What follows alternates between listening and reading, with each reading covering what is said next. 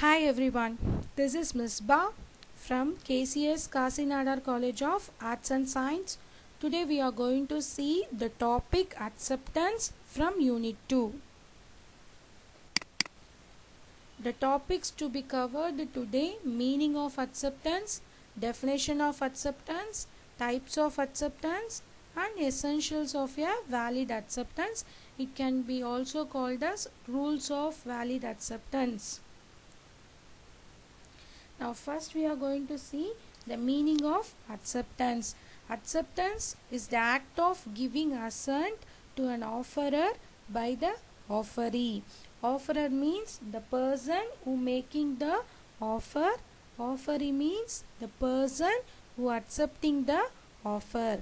Okay, what do you mean by assent? Assent means official agreement to do something, that is agreed. Okay, so acceptance means it's the act of giving assent, that is official agreement to do something to an offerer, that is the person who making the offer, by the offeree. So the offeree means the person who is going to accept the offer, that is called as offeree. Now next one is definition. According to section 2 subsection B, when a person to whom the proposal is made signifies his assent thereto, the proposal is said to be accepted. A proposal when accepted, it becomes a promise. So as usual, you should memorize this definition. Now next one is types of acceptance. There are two types of acceptance. So first one is when the acceptance is said to be expressed when it is communicated by the word spoken or written.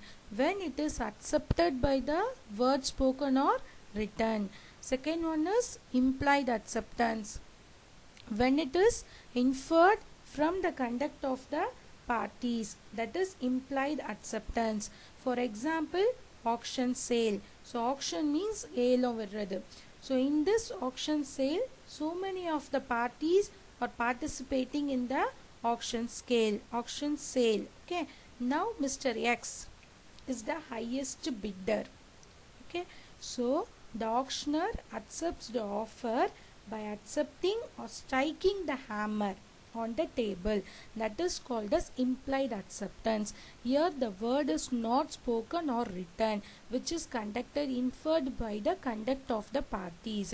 So ஒரு person அதிகமான விலைக்கு ஏலம் எடுக்கிறாங்க அப்படின்னா, so அந்த பர்சனோட ஆஃபரை எப்படி accept பண்ணிப்பாங்க அப்படின்னா, by striking the hammer on the table. That is called as implied acceptance. Now who can accept? So acceptance of specific offer. The specific offer must be accepted by the person to whom the offer was made. But general offer என்றது any person can accept the offer, that is general offer. Essentials of a valid acceptance. So first one is acceptance must be absolute and unconditional. Okay, in order to convert a proposal into promise, that is an offer into a promise, the acceptance must be clear and unconditional. Okay, so நம்மளோட ப்ரொப்போசலை ப்ராமிஸ்க்கு convert பண்ணணும் அப்படின்னா நம்மளோட acceptance எப்படி இருக்கணும்னா கிளியராக இருக்கணும், அன்கண்டிஷ்னலாக இருக்கணும். Now second one is acceptance must be communicated to the offerer. If the offerer, okay, offerer means the person who making the offer. If the offerer remains silent and he does not show anything that he has accepted the offer, then there will be no contract. Okay. Okay, so that is acceptance must be communicated to the offerer. Now third one is, so இதுக்கு example பார்த்தோம்னா second one க்கு, so there will be two parties. The first party is the railway company manager. Okay, he received an offer through a letter relating to the supply of coal from any person. Okay, it may be any person. He accepted the offer and he wrote a letter, but by mistake he forgot to send the letter and he kept the letter in his drawer itself, in his table drawer itself. So as the acceptance must not be communicated, there will be a no contract. So நம்ம accept பண்ணிக்கிட்டோன்னா அதுக்கு யார் communicate பண்ணணும்? ஆஃபரருக்கு communicate பண்ணணும். நான் உங்களுக்கு கோல் supply பண்ணுறேன்னு கொடுத்தவங்க தான் ஆஃபரர், அதை அக்செப்ட் பண்ணவங்க தான் offeror, that is the railway company manager. So he is also accepting the offer, but he forgot to send the letter. He just kept the letter in his drawer itself, table itself. So the acceptance must not be communicated to the offerer, so there will be a no contract. Now third one is acceptance must be made within a reasonable time. Okay, if time is specified in the offer, it must be made within a particular time. If time is not specified, it must be made within a reasonable time. Okay, now fourth one is mode of acceptance.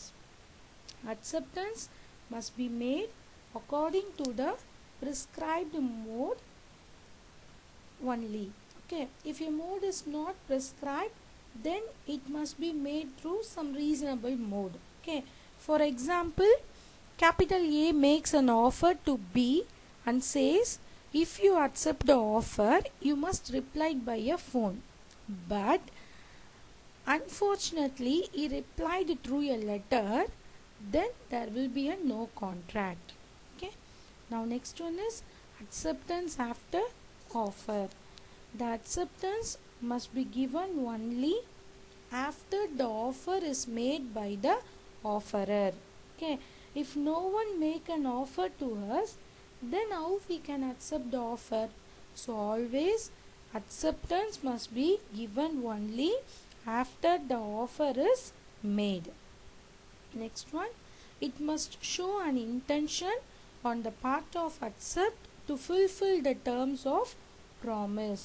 If there is no such intention, then there will be no acceptance. Okay, now next one is acceptance before offer lapses or revoke. Okay, time expire agudhu. The acceptance must be given before the offer is withdrawn by the offerer. யார் உனக்கு offer கொடுத்தாங்களோ அவங்க withdraw பண்ணுறதுக்கு முன்னாடி நீ accept பண்ணிக்கணும். Now last one is effect of silence on acceptance.